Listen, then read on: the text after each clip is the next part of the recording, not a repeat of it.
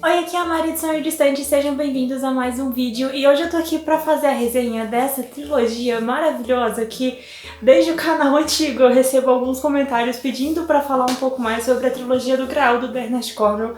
Bernard Cornwell é um autor que eu comecei a ler assim sem dar nada porque eu gostava, eu li no livro que era em 1300 e não sei quanto e peguei o livro pra ler e acabei me encantando com a escrita do autor, com a trilogia e já tenho muitos livros dele ali pra ler na pilha de espera.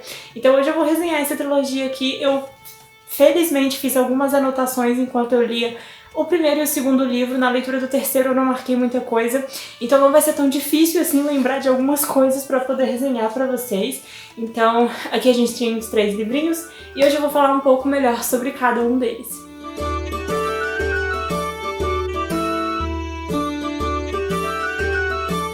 Começando do começo, o primeiro livro se chama O Arqueiro e dá pra ver aqui que eu fiz muitas... Na verdade não dá pra ver, né? Vamos lá, se a luz ajudar?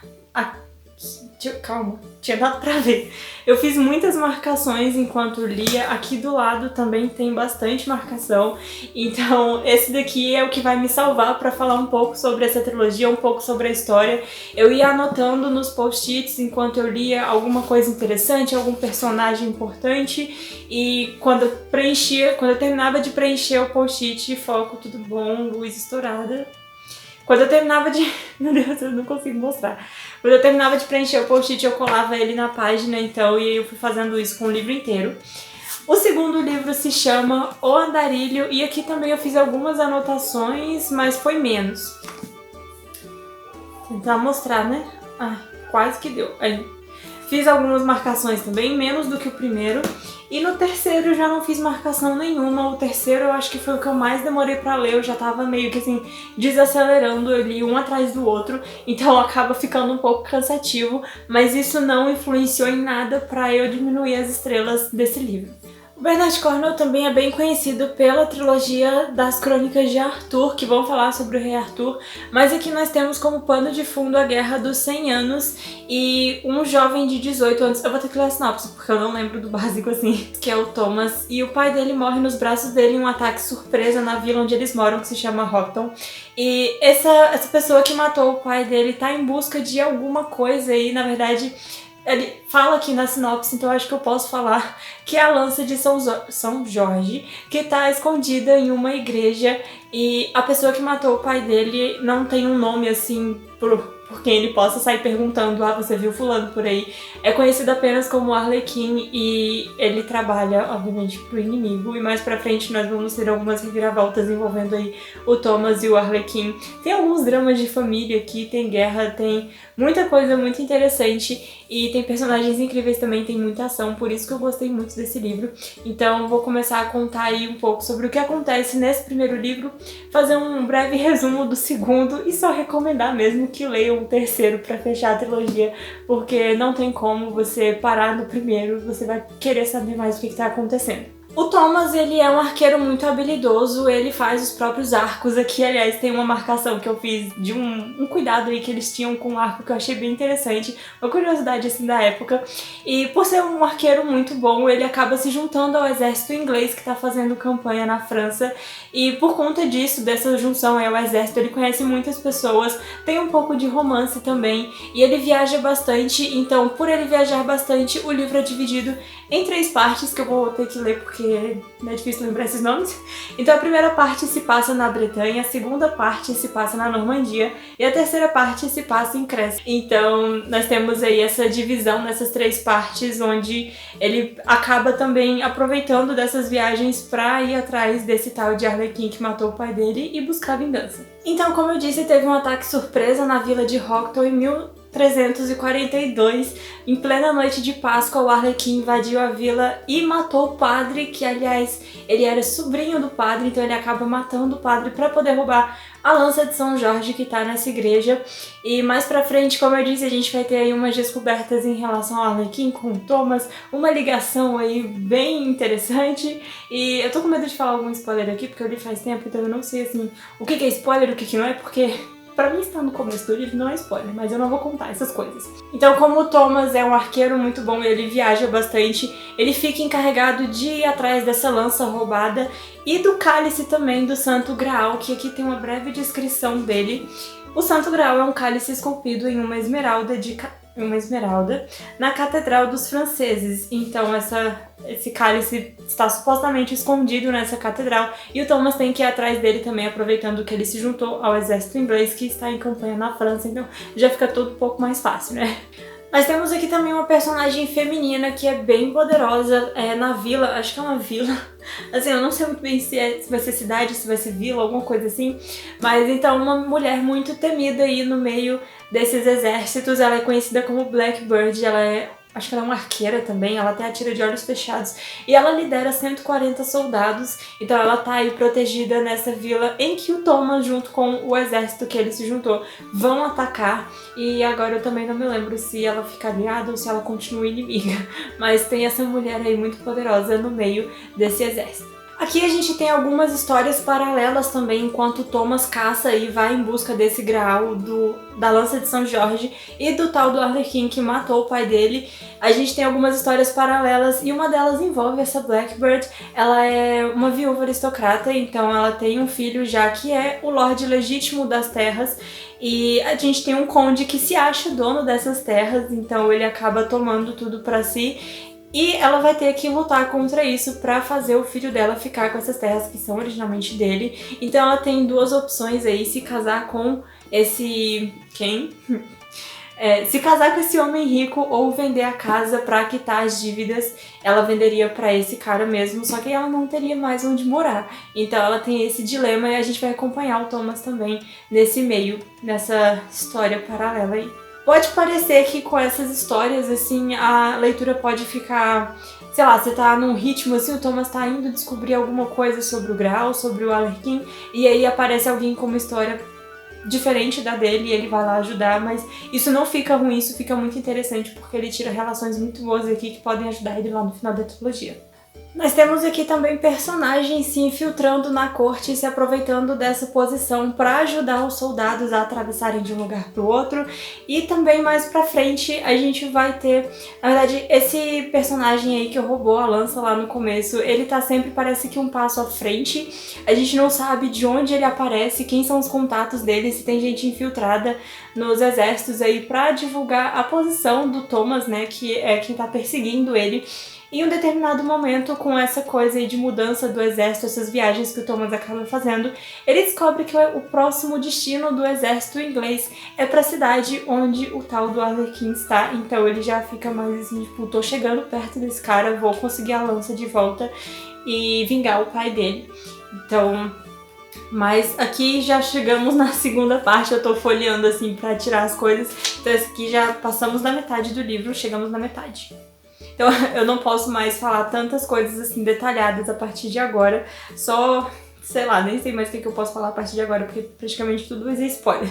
Então por muito tempo a gente vai ter aqui nesse livro uma espécie de caça aí, gato e rato, ou os personagens que estão se caçando vão se avistar no meio de uma batalha e vai começar a perseguir, aí ele vai fugir, aí eles vão pra uma cidade completamente diferente e vai começar tudo de novo. E aqui o Bernard Cornwell não poupa ação, então assim, no meio das batalhas todo mundo é dando tudo de si e... Eu lembrei de uma cena muito fofa em Zootopia, meu Deus, eu sou muito voada. Enfim... Ai, que bosta. Tá. Então a gente vai ter aqui uma espécie de caça gato e rato e a ação nas guerras assim é interessante, nas batalhas na verdade, né? É interessante porque, inclusive, a próxima marcação que eu fiz aqui que eu li e me lembrou de falar sobre isso, que naquela época os soldados preferiam lutar até morrer do que se deixarem ser capturados, porque se eles fossem capturados seria assim que o exército conseguiria um pouco de dinheiro pra eles, né, porque eles poderiam pedir então um valor aí pro resgate, então pra não dar esse dinheiro pro exército inimigo, eles preferiam morrer em batalha do que serem capturados. Então isso é bem interessante, não falta ação nesse livro, se você gosta de muitas guerras, muito sangue, muita coisa assim, e fatos curiosos também interessantes sobre a época. O Bernard Cornwell tem bastante disso aqui, fiz muitas marcações sobre isso, aliás. E é bem interessante também se você gosta de coisas de Idade Média e sem esse mimimi de camponeses plantando e sendo felizes. Aqui não tem nada disso. Quanto mais eles se aproximam do território inimigo da batalha final, que na verdade também não é a final, porque ainda tem mais 2 livros pela frente, mas eles vão se cansando aí ao longo dessas viagens, a comida vai acabando, os soldados, alguns vão ficando doentes, eles vão deixando pra trás mesmo, não tem como ficar carregando, e então vai rolando um clima de tensão, porque estão todos fracos, com fome, e os exércitos inimigos estão, tipo, saudáveis, bem alimentados, porque eles estão na terra deles, e aí você fica, tipo, eles não vão aguentar mais uma batalha, e vem um exército, e aí eles tem que passar por tudo isso várias vezes e eu ficava tipo, meu Deus, que o protagonista não morra agora. Assim, ele é o protagonista, mas o Bernard Cornwell, ele não tem medo de matar personagem, então, assim, fica com aquele medo de o protagonista morrer aqui e deixar a missão dele nas mãos de outro personagem que às vezes você nem prestou tanta atenção nele. Mas relaxa que isso não acontece, mas assim, muita tensão aqui, cada batalha é um suspiro de alívio diferente quando acaba. Pra comentar sobre o segundo livro, já que eu não posso falar muito sobre a história, eu vou falar aqui a religião tomou muito mais conta, eles já ficam mais com esse negócio da religião, tudo tem uma coisinha, assim, um comentário a respeito. E livros, assim, mexem um pouco comigo no sentido negativo, que eu fico muito irritada com algumas coisas. E aqui nesse livro eu fiz anotações de um jeito diferente, eu disse que não tem tantos post-its aqui, mas é porque eu anotei em papéis e fui colocando dentro do livro. Então aqui tem tópicos para resenha. E eu acabei lendo um pouquinho para poder me guiar aqui no que eu vou falar. Então, o primeiro livro se passa em 1342, aqui a gente tem 4 anos depois, 1346, e eles continuam na busca do Graal. Aqui a gente tem ingleses versus escoceses, lá a gente tinha ingleses e franceses, e aqui então muda um pouquinho já os inimigos, e tem muitas superstições, eu anotei algumas ali, e alguns comentários também a respeito dessas crenças que me incomodam, principalmente nessa época que a gente sabe que tudo era muito, tipo, quem é o homem perto de Deus, então essas coisas dessa época, eu entendo que seja pela época, mas mesmo assim eu ainda fico me segurando pra, assim, entender que, né, cada época tem a sua crença e tem as coisas que acontecem até eles irem estudando mais e sabendo mais a respeito. A primeira coisa que me incomoda bastante nesse quesito religioso aí dessa época, que eu anotei, praticamente só tem anotações sobre isso, que é o fato deles usarem, principalmente padres, de usarem a vontade de Deus como desculpa pra matar seus inimigos. E tipo, se é meu inimigo, também é inimigo de Deus, porque o Deus do meu inimigo é inferior e é o meu que sabe das coisas, é o meu que presta, é o meu que faz milagre, é o meu que... Enfim, essas coisas assim me incomodam bastante. E aí eles ficam falando de matar em nome de Deus e torturar, e aí às vezes tem um personagem que tortura de um jeito diferente. E eles já começam a julgar também, mas a gente tortura sem derramar sangue, então pode, Deus aprova tortura sem derramamento de sangue. Eu fico... Sério? Tá, enfim. E inclusive eu coloquei esse exemplo. E temos também a questão de medicina atrelada à religião também. Então essa diferença de, temos um médico judeu, mas um médico católico vai ser muito melhor. Sabe, essas coisas assim. Inclusive tem um trecho que eu separei aqui pra ler, que eu grifei sobre isso. Deixa eu ver, página 144. Então assim, por mais que eu não siga nenhuma religião, essa rixinha entre religiões me incomoda bastante, porque, enfim, não vou me aprofundar nisso, mas os negócios é tudo... Ai, queria poder falar mais, mas eu vou ler o trecho aqui então que eu separei. Meu caro rapaz, como é que eles podem utilizar o poder dos santos, ou as propriedades curativas de relíquias, ou a eficácia da água benta? Até a oração é um mistério para eles. Minha mãe, que descansa em paz, sentia muitas dores nos joelhos. Eu sempre achei que era excesso de reza, mas o médico mandou que ela envolvesse as pernas em panos que tinham sido colocados no túmulo de São Cuthbert e rezasse 3 vezes ao dia para São Gregório de Nazianzeno, parece nome de tabela periódica. E deu certo. Mas nenhum judeu poderia receitar um tratamento desses, poderia? E se receitasse seria uma blasfêmia e iria fracassar. Tipo, talvez o tratamento do judeu pudesse ser melhor, pudesse ser mais rápido, pudesse ser... Enfim. fica aí essa rixinha, uns negócios não nada a ver. E que mais? Eu fiz uma anotação assim que provavelmente não tem muito sentido, mas que eu fiquei lembrando desses personagens toda vez que eu lia o nome deles. São 2 personagens que me lembravam de outros 2 personagens, e sempre que eu lia o nome deles eu me lembrava desses outros personagens que não são da história do Bernard Cornwell. Nós tivemos aqui um Lord Neville, que eu fiquei sempre pensando a imagem assim do Neville Longbottom, e Lord Percy, que eu fiquei pensando também na imagem do Percy Jackson do Rick Riordan. Então, são uma anotação meio nada a ver, mas me dizem se vocês também, às vezes, quando veem o nome de um personagem, ficam sempre imaginando essa feição desse personagem que já existe, ao invés de como o autor descreveu no livro dele. Enfim, eu acho que é isso que eu posso falar sobre esse segundo livro a respeito... Ah não, das superstições tem uma coisa aqui bem interessante, que na verdade eu não anotei muitos detalhes, mas são superstições aqui da época que eu achei interessante comentar. Antes de falar das superstições, só mais um comentário que eu acabei de ler nessas anotações sobre essa questão aí das figuras religiosas que querem interferir em tudo. E aqui eu anotei de uma parte que os padres, acho que eram os padres, que falavam pra pessoa que se ela fizesse tal coisa ela passaria menos tempo no purgatório. Tipo, quem é você, mero ser mortal, para definir as escolhas de um ser imensamente superior que você?